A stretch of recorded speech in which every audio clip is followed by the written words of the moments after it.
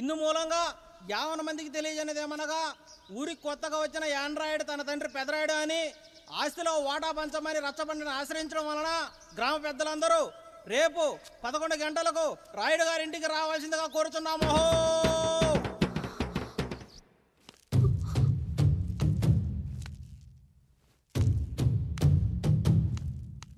ఎందుకొచ్చారు? తన తాత పాపారాయుడు గారు ఆస్తి తనకు కూడా కావాలంటూ పంచాయతీలో ఫిర్యాదు చేశాడయ్యా.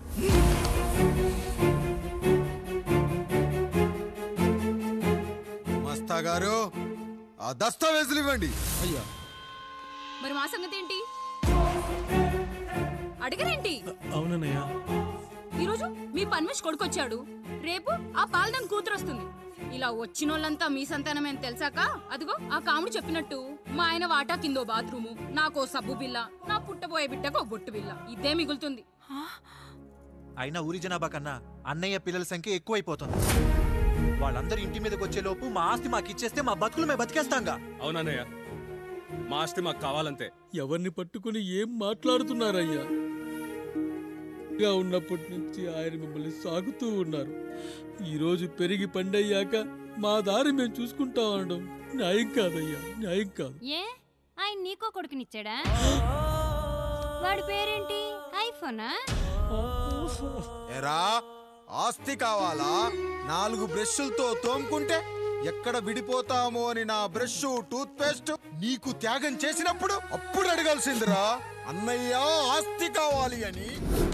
ఎరా నేను వాడిపారేసిన లంగోటాలు మార్చి మార్చి చొక్కాలు చేతిగుడ్డలుగా వాడారే, అప్పుడు అడగాల్సిందిరా అన్నయ్య ఆస్తి పంచు అని. నువ్వు 6 నెలల పసిగందుగా ఉన్నప్పుడు పాల కోసం ఏడుస్తుంటే నిన్ను తీసుకెళ్లి పశుల దొడ్లో కట్టేశానే, అప్పుడు అడగాల్సిందిరా అన్నయ్య నాకు ఆస్తి కావాలి అని. మా తండ్రి గారు పాపారాయుడు పోలికలు నాకు, నా పోలికలు ఆండ్రాయిడ్కి. అసలు మా కుటుంబంలో ఏ పోలికలు లేని మీకు ఎందుకు ఇవ్వాలరా ఆస్తి? ఆస్తి లేదు, గీస్తి లేదు. Get out, get out, get out, get out, get out అని నేను అనొచ్చు, కానీ అనగలనట్రా? అనలేను. ఎందుకంటే మీరంతా నా తమ్ముళ్ళు, నా చెల్లెళ్ళు. రక్తం తాగిన దోమ కూడా వెళ్ళేటప్పుడు కృతజ్ఞతగా ఏ మలేరియానో టైఫాయిడో వదిలి వెళ్తుంది. కానీ రక్తం పంచుకొని పుట్టిన మీరు ఈ అన్నయ్య కోసం ఆస్తి కూడా వదల్లేకపోతున్నారు కదరా. గుమస్తా గారు, నా యావదాస్తి నా తమ్ముళ్లకు చెల్లెళ్లకు వాళ్ళ పేర్ల మీద రాయండి. నాకు చిల్లి గవ్వ కూడా అక్కర్లేదు. ఇక ఈ ఇంటికి నాకు ఎటువంటి సంబంధం లేదు. లక్ష్మి, సావిత్రి, మీ చీరలు విప్పేయండి. ఇక్కడికి వచ్చేటప్పుడు ఏ చీరలు కట్టుకున్నారో వెళ్ళేటప్పుడు కూడా అదే చీరలు కట్టుకోండి. వెళ్ళిపోదాం. దస్తావేజులు తీసుకురండి.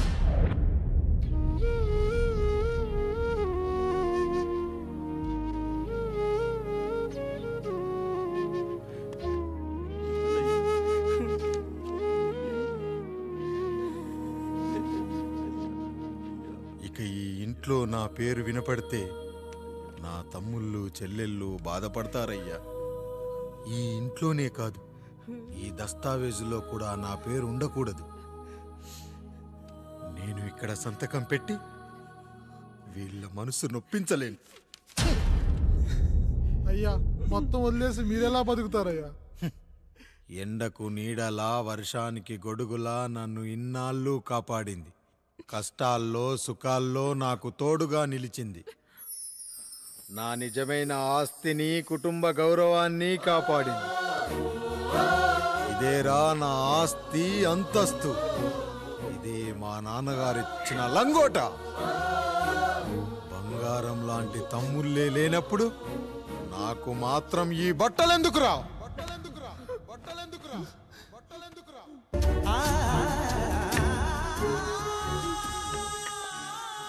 ఏమండి, పప్పులో మీ చెమట పడుతుందండి. ఇడ్లీలో 2 చెంచాల ఉప్పు తగ్గించు లక్ష్మి.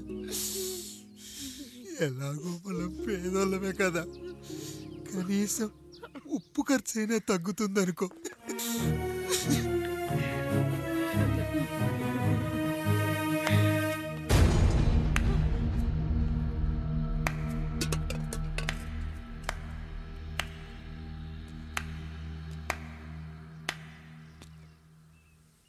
పప్పు రుబ్బుతున్నావా పెదరాయుడు?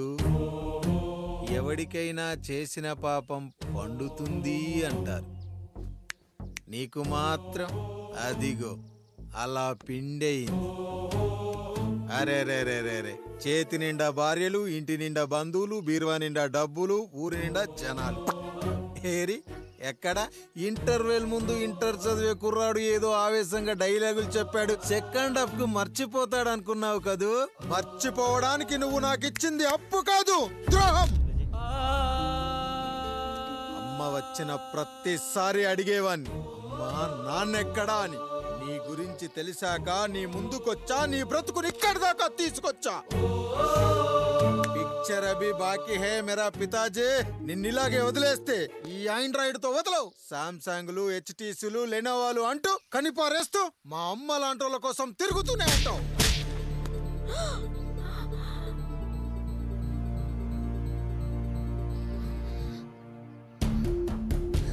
అమ్మా అమ్మా, ఛీ, నన్నలా పిలవకురా. ఎవరిని పట్టుకొని ఎన్ని మాటలు అంటున్నావురా? రాయికి వరమిచ్చిన రాముడు దేవుడైతే, ద్రౌపదికి చీరిచ్చిన కృష్ణుడు దేవుడైతే, నాకు బిడ్డనిచ్చిన ఆయన కూడా దేవుడేరా. ఏంటి, ఇలానే వదిలేస్తే బిడ్డల్ని కంటూ వెళ్తాడా? అసలు ఆయన కంటూ సొంతంగా ఒక్క బిడ్డ కూడా లేడు.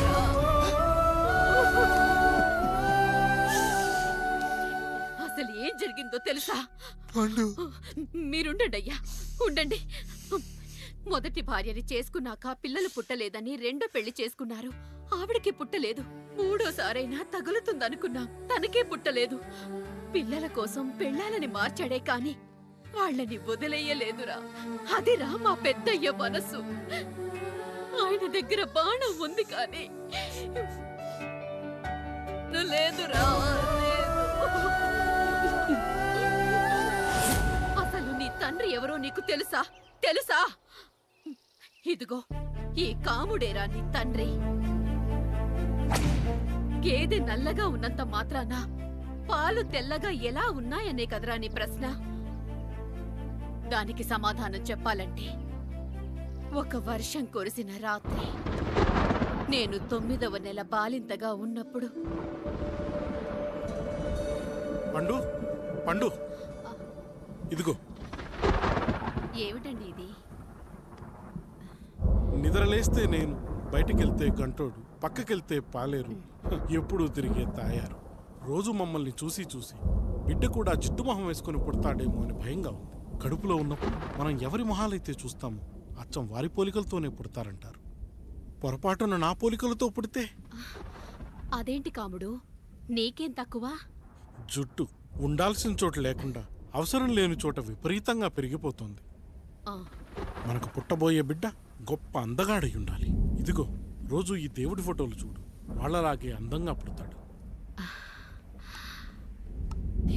కడుపుతో ఉన్నప్పుడు ఎవరి ఫోటో చూస్తే ఆ పోలికలతో బిడ్డ పుడతాడా? కనిపించని దేవుడి పోలికలు నా బిడ్డకెందుకు? ఈ ఊరికి దేవుడు రాయుడు. నా బిడ్డ ఆయనలాగే పుట్టాలి, ఆయనలాగే పుట్టాలి.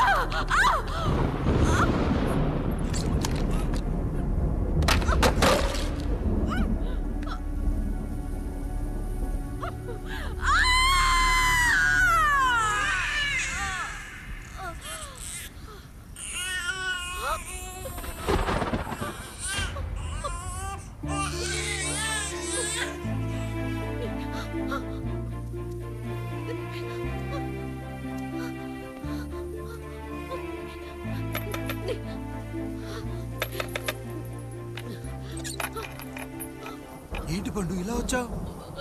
అయ్యా, తప్పు జరిగిపోయింది పెద్దయ్య. ఏం జరిగింది?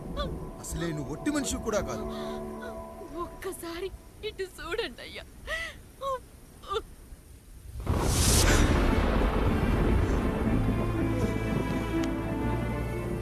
వీడేంటి అచ్చం నాలా ఉన్నాడు? అసలేంటి, ఎందుకు ఇలా జరిగింది? నువ్వు ఎప్పుడైనా చీకట్లో పంపు సైడ్ దగ్గరికి వచ్చావా? మరి అమలాపురంలో శివాలయం దగ్గర రత్నాలు నీకేమైనా అమ్మవుతుందా? పిఠాపురంలో పద్మ, రామాపురంలో లక్ష్మి, కాకినాడలో సుజాత. అయ్యో దేవుడా, అసలు ఇదంతా ఎలా జరిగింది పండు? అయ్యా, ఇదంతా కాముడి వల్లే అయ్యా, కాముడి వల్లే. కాముడా? కాముడు కుటుంబానికి నాకు ఏం గుర్తు రావట్లేదే. ఎన్నని గుర్తు పెట్టుకోగలను నేను మాత్రం? అయ్యా, అది కాదయ్యా.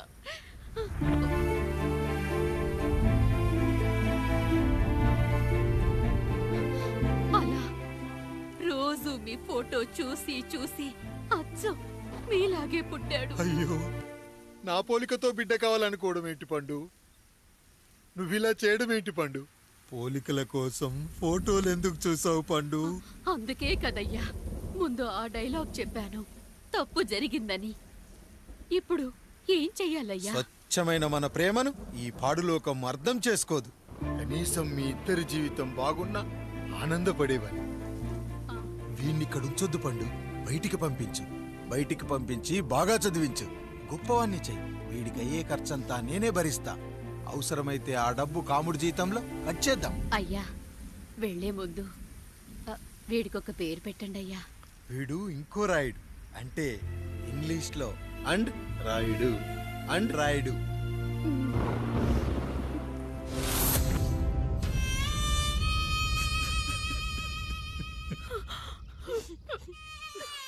ఇదిరా నీ కథ, నా గతం.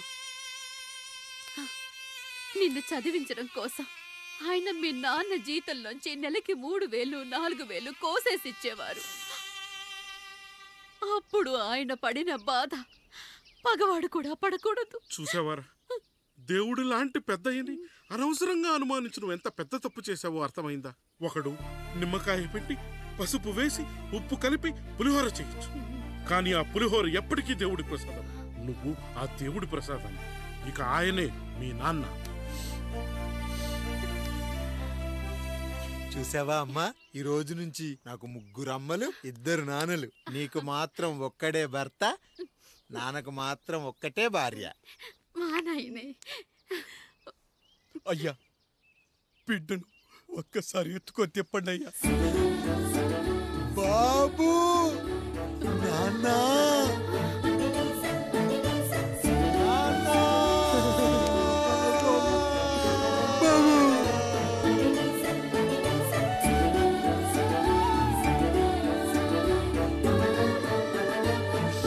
నన్ను క్షమించు నాన్న.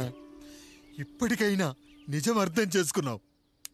అది నాకు చాలురా, చాలు. చాలదు నాన్న, నిన్ను ఏలెత్తి చూపిన జనంతో చెయ్యెత్తి దండం పెట్టించాలి. అన్నయ్య కంటే ఆస్తి ముఖ్యమనుకున్న మన కుటుంబానికి గుణపాఠం నేర్పించాలి. ఇక నాకు వదిలేయ్ నాన్న, నేను చూసుకుంటా.